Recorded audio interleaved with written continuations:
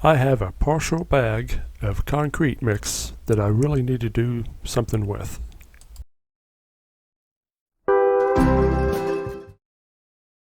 If I let it set around, I know it's going to draw moisture and eventually set up and not be any good.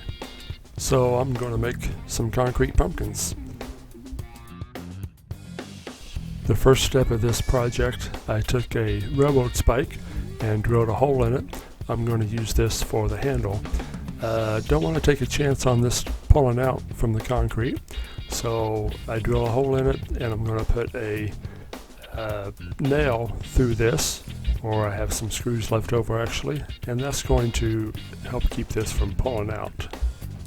Around Halloween time, it's easy to find some plastic pumpkins. I try to keep one or two on hand just for this type of project. The first thing I want to do is cut it down the sides and one slot down the back, and that's going to help get this mold off of the setup concrete. After I have the sides cut, I'm going to tape it back together and get ready for the pour. If you haven't mixed up concrete in the past, you want to slowly add water and mix it in until we have a very thick cake batter type consistency. And then take your time so you don't splash all over the place. And we're going to fill this up.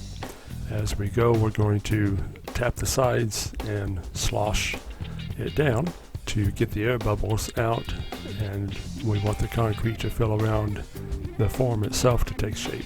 So I'm going to put a screw in the handle in the new hole that I made, and I'm going to set this in here for something to grab a hold of, and looks like the stem. This same project that the leftover concrete came from, I have a partial bag of mortar mix. Haven't used mortar mix for this project before, for this type of project, but I thought I will give it a shot. It's very soupy when I mixed it up. As soupy as this was, I knew I would probably miss the window to put the handle in, so I took a couple pieces of wood and propped it up and let the mortar set up this way. I waited 24 hours and then I cut the mold off. I cut the tape first and then just took the flaps off and took the concrete chunk out of the mold.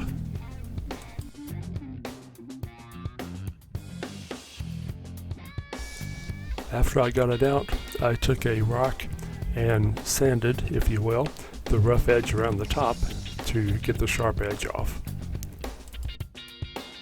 And the good news, mortar mix works just as well as concrete mix for this project. You may have noticed I painted the handle before I mixed up the concrete, so that part was painted. The next step is, after 2 days, I let it dry. I went ahead and painted the entire concrete surface with an orange. One down, 2 to go. After that paint had dried, I took some black and painted in the features on the face, the black eyes, nose, and mouth. So after Halloween, if you want a pumpkin and not a jack-o'-lantern, you just simply turn this around and have the plain side on the back to look at. I've found several different sizes of the plastic pumpkins around Halloween time, so it's kind of fun to play with them and see what different sizes we can get. I've used a lot of scrap things for the handle, such as a lug wrench. One time I had a water spigot that I used the valve just to get rid of it. This big guy has some beaters from a mixer for the vines. Worked out pretty good. this is a fun little project to get rid of some concrete mix that's going to set up, in my case anyway. I know it would. So I hope you like the idea. Thanks for watching the video. We'll see what we can find to do the next time. Thanks for watching. Bye.